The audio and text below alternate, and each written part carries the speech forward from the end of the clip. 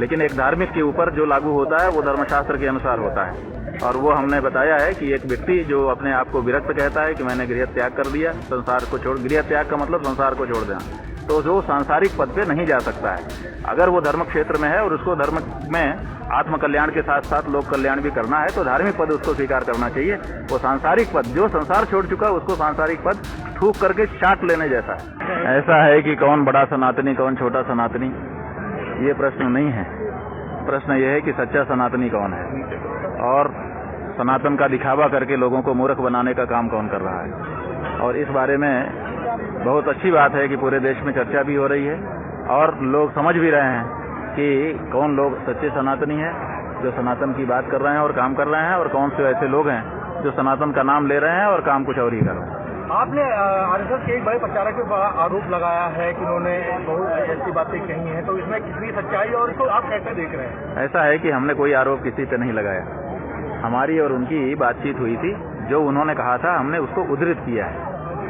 ठीक है, हमने कोई आरोप नहीं लगाया, हमने उद्धृत किया कि उन्होंने बातचीत में हमसे ये बताया। अब उसके बाद उन्होंने ये हमने वक्तव्य सुन लिया, वो कह रहे हैं कि ये झूठ है। तो इसका मतलब ये है कि वो व्यक्ति ऐसे हैं कि अकेले में कुछ कहते हैं और सार्वजनिक रूप से जो अकेले में बात कही गई उसको स्वीकार करने में हिचक महसूस कर रहे हैं। तो जब वो स्वयं सार्वजनिक रूप से जिस बात को कहने में हिचक महसूस कर रहे हैं, अब उस पर क्या आगे बात की जाए? बात खत्म हो गई। अभी आपने एक मुद्दा उठाया है कि योगी जी मठाधीश हैं प्लस मुख्यमंत्री हैं, तो इससे पहले भी देश में एक कानून ऑफिस एंड प्रॉफिट लागू हो चुका है कि हम नेताओं के ऊपर इस तरीके की चीजें लागू नहीं होती है। तो आप ऐसा है कि नेता के ऊपर क्या लागू होता है क्या नहीं लागू होता है वो अलग बात है, लेकिन एक धार्मिक के ऊपर जो लागू होता है वो धर्मशास्त्र के अनुसार होता है। और वो हमने बताया है कि एक व्यक्ति जो अपने आप को विरक्त कहता है कि मैंने गृह त्याग कर दिया, संसार को छोड़, गृह त्याग का मतलब संसार को छोड़ देना, तो जो सांसारिक पद पे नहीं जा सकता है। अगर वो धर्म क्षेत्र में है और उसको धर्म में आत्म कल्याण के साथ साथ लोक कल्याण भी करना है तो धार्मिक पद उसको स्वीकार करना चाहिए। वो सांसारिक पद, जो संसार छोड़ चुका है उसको सांसारिक पद थूक करके चाट लेने जैसा है, ये बिल्कुल अस्वीकार है। गुरुसम सिंह ने कहा है कि देश में दो ही खलनायक है, एक मुसलमान है एक स्वर्ण है, क्या कहेंगे? ऐसा है कि उनकी राजनीतिक ये बयानबाजी है, उसमें हमको कुछ बोलने की जरूरत। अगर ये धर्म से जुड़ा हुआ प्रश्न होता तो हम बोलते। विपक्ष आज एक बहुत बड़ा मुद्दा बनाया है आपको लेकर, आपकी बातें हर मंच पर शेयर कर रहा है, तो क्या हम कहते हैं कि हम शंकराचार्य हैं, हिंदुओं की बात कर रहे हैं, गौ माता की बात कर रहे हैं। जो पक्ष है इस समय सरकार में, जो पार्टी है, वो हमारी बातें क्यों नहीं कर रही है? करना तो उसको चाहिए, लेकिन वो नहीं कर पा रही है, इसीलिए विपक्ष को मौका मिला है, इसीलिए विपक्ष कह रहा है। गौ रक्षा की बात आखिर भाजपा क्यों नहीं कह पा रही, आखिर मुख्यमंत्री क्यों नहीं कर पा रहा है? तभी तो दूसरे लोगों को मौका मिला है।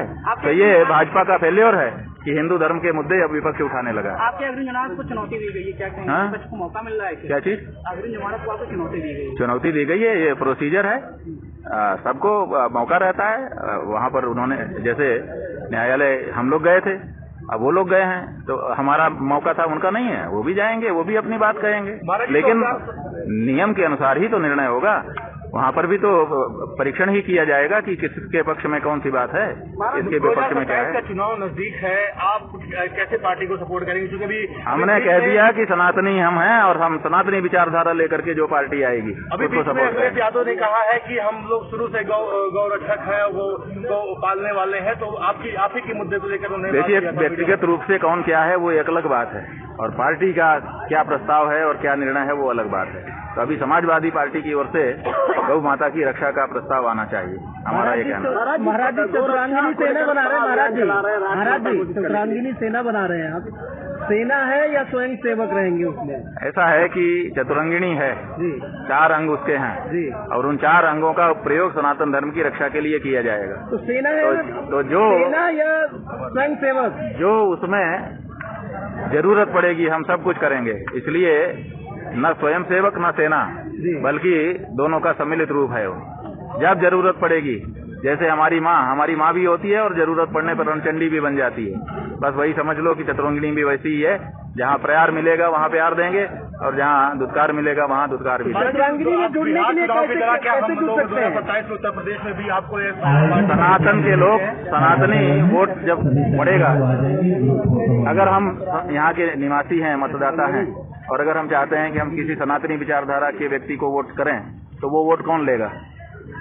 अगर कोई पार्टी जो पहले से स्थापित है अगर कहे कि हम सनातनियों की भावना के अनुरूप कार्य करेंगे तो हम उसको देंगे, और नहीं तो हमारा आदमी खड़ा होगा। सीधी बात है, इसमें कोई गणित नहीं है। महाराज जी, तो वर्तमान सरकार गोरक्षा नहीं कर पा रही, कहाँ कर पा रही है? बनवा रहे हैं कहाँ कर? गौशालाओं की हालत तो दिखा दो, एक गौशाला में जाके रिकॉर्डिंग करके दिखा दो। हालत खराब है, पंजर पड़े हैं गायों के, नोची जा रही है, चीथी जा रही है गायें, भूसा नहीं है। कलेक्टरों को, मुख्यमंत्री को खुद कहना पड़ रहा है कि भूसा गाय वहाँ क्यों नहीं है। मुख्यमंत्री का काम है कि वो कहे, कलेक्टरों को आदेश जारी करे कि भूसा रखवाओ गौशाला में। कितनी हालत खराब है ये देखो। आपके घर में कोई मेहमान गया, आप फोन करके कह रहे हो कि आधा पाव गुड़ खरीद लेना, मेहमान आ रहा है पानी पिलाने के लिए। हालत क्या है तुम्हारी? इसी से पता चल रहा है।